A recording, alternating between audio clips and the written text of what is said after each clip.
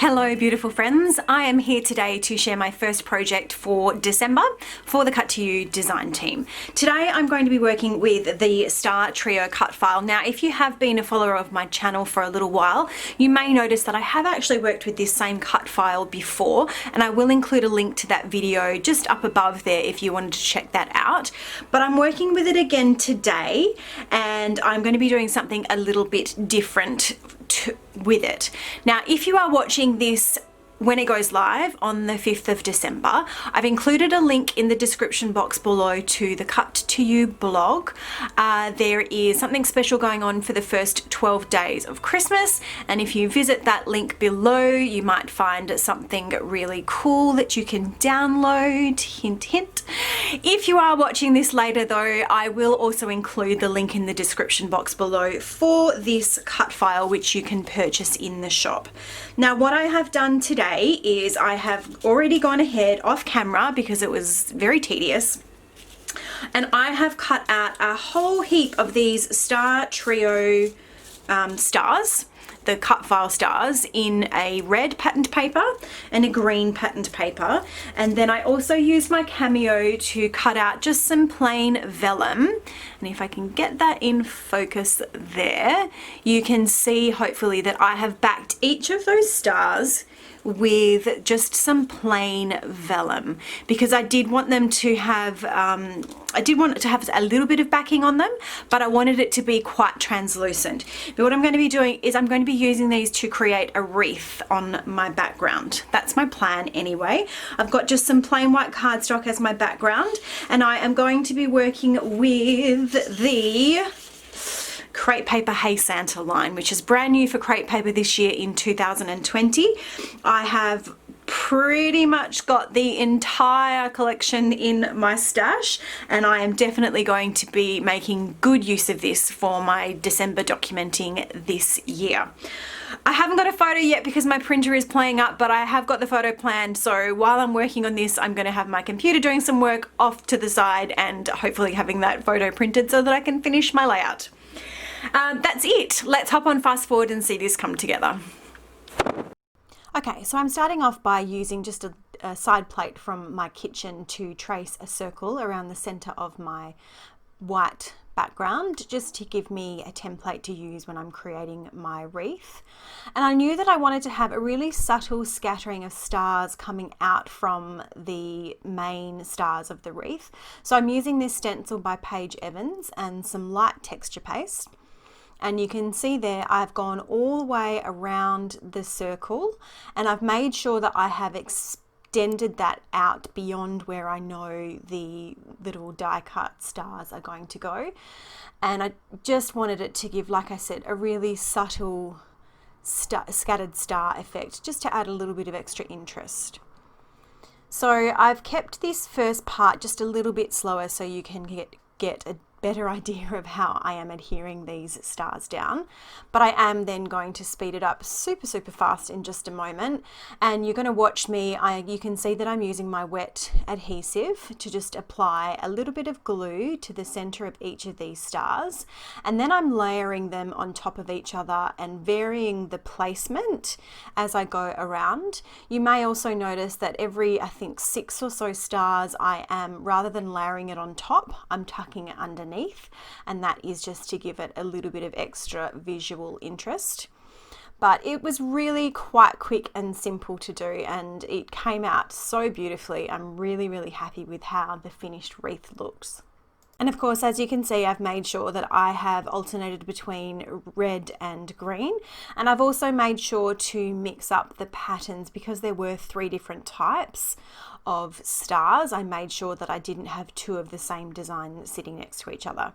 And that was a little close up there of it all done. So now I'm going to get to work on the backing for my layer, because of course if you've watched any of my previous videos you will know that this is pretty much a go-to technique for me, is to trim down my background paper just by about normally it's between 1/2 to 3/4 of an inch, and then mat the whole thing onto a pattern paper. In this case I chose to use this darker red and black, I think we call it a buffalo plaid perhaps, patterned paper, just to give it a little bit of an extra pop of color around the border.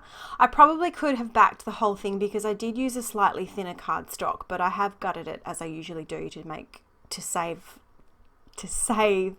that bit of paper for another project. And I finally got my printer working, so I have this photo, which was a little selfie that I took on Christmas Day in 2014, and this layout is just going to be documenting the fact that this little selfie would represent or would document the very last Christmas that I would ever spend alone, because it was just after this that I met my husband and then we had our daughter. So Christmases are now full of family, full of my own little family for me. Of course, I have matted my photo on just a really thin plain white cardstock border. And I decided that I wanted to soften up the back of this photo before I layered some pieces behind it. So I've just grabbed some vellum from my little scrap stash and layered that behind the photo. It just helps to soften the transition between the photo and the layers.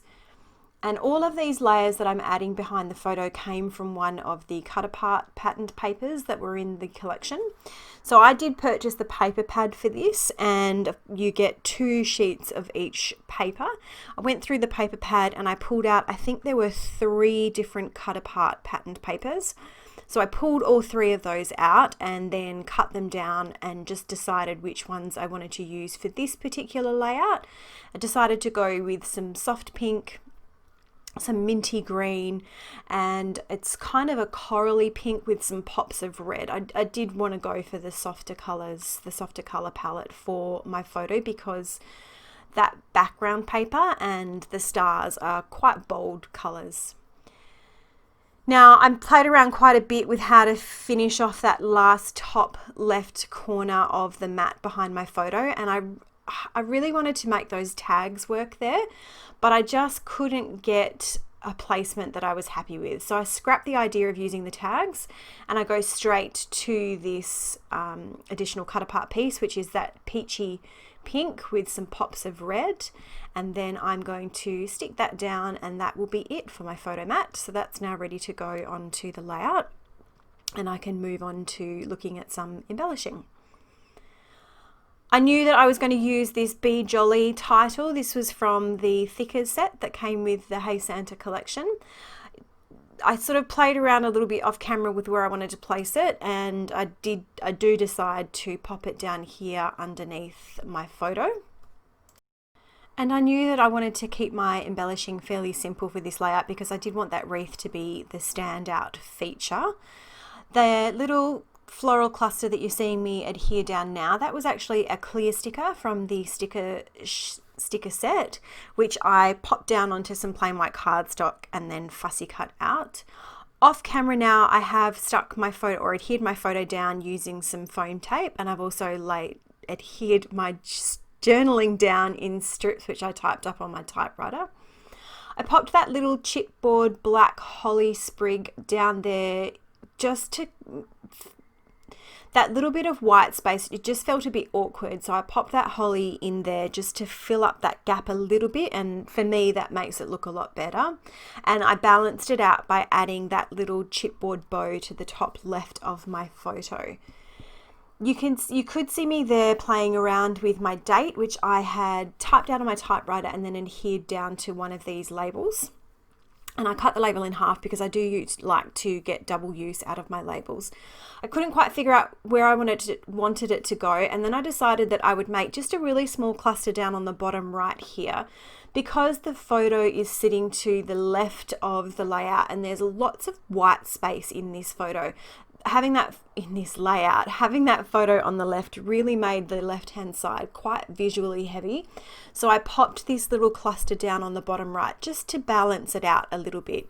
And it's a really simple cluster. I trimmed down one of the green tags, and then I've just trimmed, it was actually the branding strip that came off that red patterned paper background. Trimmed a little bit of that down into a triangle shape. I'm going to add some embroidery twine and tie it into a little bow. Then I will adhere that down to the page and tuck the journaling on top of that. And it's just a sweet little simple cluster. And I do finish it off with another one of those little black holly sprigs. Again, bringing in the black in 3 different places just to help the eye move around the page and balance the layout a little bit, and also to repeat that motif in 3 different places, because my embellishing is super simple on this layout.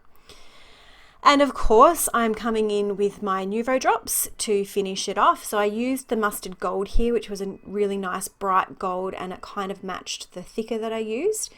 Now, unlike my usual layouts, I have really gone to town with the Nuvo drops on this one because I wanted to fill in some of the spaces that were created by the points of the stars around that wreath. So I am going to go and add lots and lots and lots of those Nuvo drops. And then that will be it for my layout. It will be all done. So I would like to say thank you very much for all your support that you continue to give me here on my YouTube channel.